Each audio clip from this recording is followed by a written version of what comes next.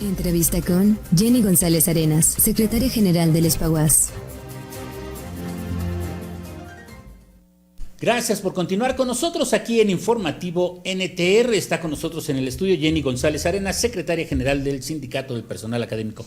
Jenny, gracias por platicar con nosotros nuevamente esta tarde. Y pues estamos en un momento clave, que es las cuestiones de presupuesto. No se ven nada halagüeñas. Pues antes que nada, muy buenas tardes, gracias por la invitación. Y efectivamente el escenario es, como ya se había señalado, muy complicado no solo para la UAS, sino para la gran mayoría de las universidades públicas, precisamente en este momento en el que se presentó el proyecto de presupuesto, y nos damos cuenta que pues a la gran mayoría de las universidades públicas ni siquiera les alcanza para la recuperación de la inflación. Entonces realmente es un escenario preocupante. Se habla de que hubo un error en el documento de presupuesto, pero desafortunadamente todas las universidades públicas no recibimos la aclaración que recibe el Politécnico y la UNAM. Entonces, pues ojalá tuviéramos un documento que respalde con certeza esa situación, porque desafortunadamente pues lo que tenemos son discursos, son mensajes, son declaraciones de error, pero no hay un documento firme que se haya enviado a la Comisión de Presupuesto de la legislatura en donde efectivamente se proponga corregir ese error. ¿Tienen conocimiento de qué dice este documento del Instituto Politécnico Nacional y de la UNAM? Sí, hay como una especie de minuta por parte de la Secretaría de Hacienda, en donde oficialmente ellos dicen que por un error involuntario se mandó una reducción presupuestal en el caso del Poli y de la UNAM, pero que se va a corregir y que se les va a dar el 3.5% que estaba pactado. Entonces, pero se corrige para ellos exclusivamente. O sea, es muy claro ese documento que emite la Secretaría de Hacienda. Es decir, les dan lo de la inflación más el 3.5%. No, les dan el 3.5%. De hecho, en el caso, por ejemplo, de la UNAM, ni siquiera supera, yo creo que por serán como unos 5 o 10 millones el presupuesto del año anterior. Entonces, ni siquiera alcanza a recuperar el costo de la inflación. En la UAS, ¿qué pasa? En la universidad el incremento es por apenas el 0.88% del presupuesto, o sea, ni siquiera tampoco alcanzamos a recuperar el costo inflacionario. Y la pregunta es, ¿quién va a pagar los platos rotos, valga la expresión? Pues nosotros tenemos claro cuál es la política federal. O sea, desafortunadamente desde el año pasado, desde que nosotros tomamos posesión, hemos tenido acercamiento con la Dirección General de Educación Superior, y ellos lo que nos dicen es recortemos prestaciones de los contratos colectivos, de ambos contratos, no nada más del ESPAGUAS, también del ESTUAS.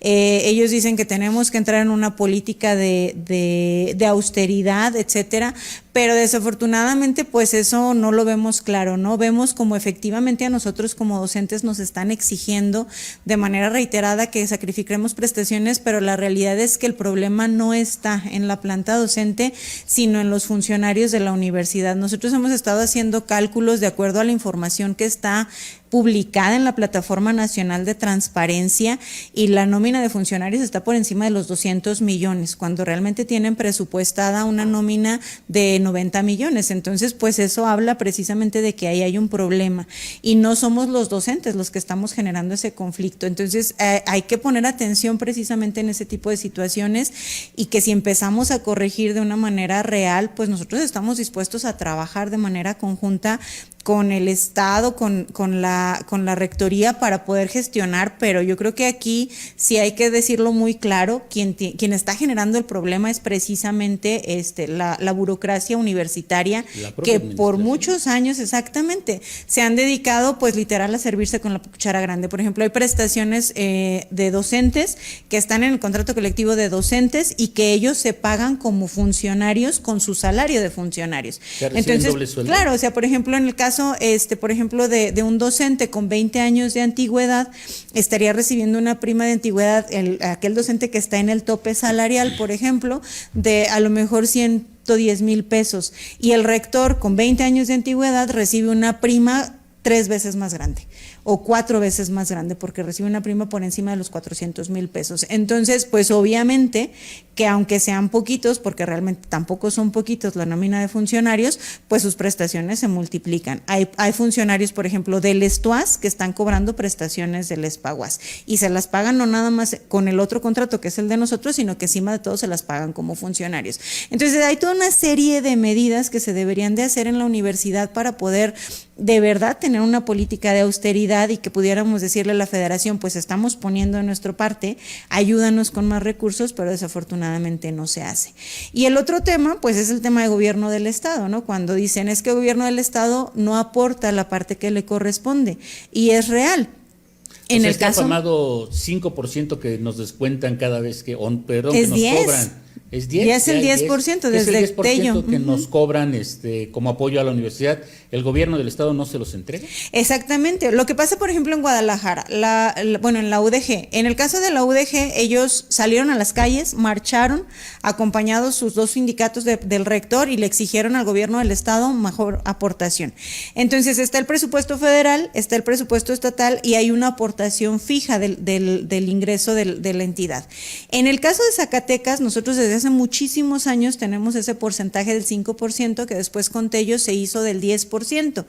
Y entonces, en lugar de tener estas tres aportaciones, es decir, gobierno federal, gobierno estatal y este 10%, nosotros tenemos la aportación de gobierno federal, y ese 10% forma parte de la aportación de gobierno estatal, y es lo que nos entrega el Estado. Entonces, realmente en el fondo no hay una aportación real de gobierno del Estado, no hay ese compromiso de gobierno del Estado con la universidad, sino que es el compromiso de todos nosotros como ciudadanía. Claro que estamos conscientes de que si ese recurso se entregara como debe de ser, o sea, que el presupuesto del 10% se entregara a la universidad, gobierno del Estado aportara la parte que le corresponde y gobierno federal aportara la parte que le corresponde, pues eso implicaría una mayor tranquilidad en cuanto al presupuesto de la universidad. Pero eso no está peleado tampoco con una verdadera política de austeridad en donde los funcionarios universitarios pues literal dejen de servirse con la cuchara grande, ¿no? A ver si lo entendí bien. El primer problema que tienen que enfrentar es que tienen una nómina administrativa sin soporte financiero. Así es. O sea, digo, para más o menos reducirlo. Exacto. A eso, ¿no? O sea, le están pagando salarios sin tener el dinero en la bolsa. Así es, así es. Y se están cobrando prestaciones, o ellos están pagando prestaciones por encima de lo establecido en el contrato colectivo. ¿Hay duplicidad de salarios? Sí, hay personas que trabajan en dos espacios, claro que sí. O sea, que cobren como docentes y como administrativos. Sí, hay personas que están en los dos sindicatos, efectivamente. ¿Esto cómo afecta a las finanzas de la universidad? Bueno, esto por mucho tiempo sí hubo ahí una falta de reglamentación, sigue habiendo por ahí todavía vacíos de personas que, por ejemplo, cubren 40 horas en el STUAS como administrativos y tienen 10 horas frente a grupo como sindicato en el SPAGUAS. Y estas personas lo que tienen que hacer es que en el momento en el que se jubilan, o no pueden brincar de un sindicato a otro, eso sí ya se reglamentó y no se puede, pero lo que tienen que hacer es que en el momento en el que se jubilan de su sindicato, donde tienen la mayoría de carga, pues en ese momento automáticamente tienen que dejar la carga que tienen en el SPAGUAS porque se están jubilando con la institución. Desafortunadamente por muchos años hubo personas que brincaban de un sindicato a otro y se querían llevar pues toda la antigüedad que tenían en una función en la otra, y pues eso implicaba también una afectación a las finanzas de la universidad. Afortunadamente pues ya eso cada vez pasa menos, pero pues sí es algo que sigue habiendo todavía vacíos. Aquí el tema es, por ejemplo, con los funcionarios, ¿no? Ellos son funcionarios que pertenecen al sindicato de trabajadores, y al momento de que los hacen funcionarios de la administración central, en ese momento les pagan las prestaciones de docentes y están asumiendo, o sea, están absorbiendo recursos del presupuesto de docentes, cuando en realidad su función pues es administrativa. Entonces, ese tipo de situaciones o ese tipo de mala administración, pues obviamente que impacta en la docencia. Y cuando la federación nos dice, a ver, ¿qué están haciendo con el presupuesto de docencia? Pues resulta que haces muchas cosas menos realmente docencia.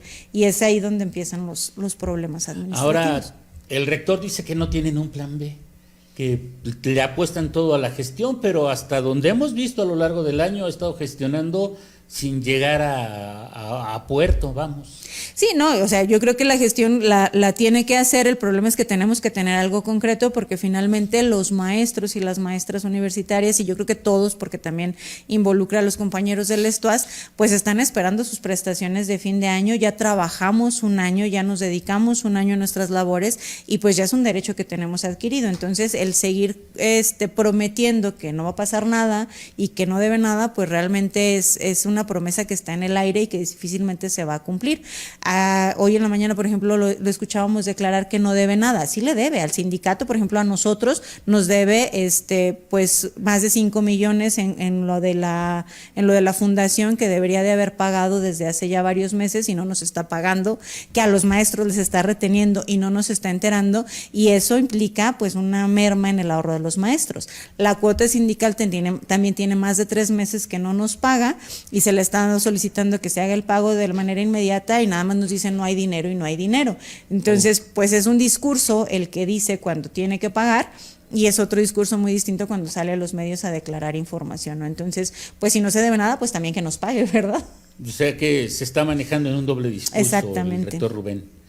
Y el otro punto es que pues el paquete se lo va a dejar al nuevo rector, porque será con quien tengan que negociar lo que están analizando luego del emplazamiento a huelga.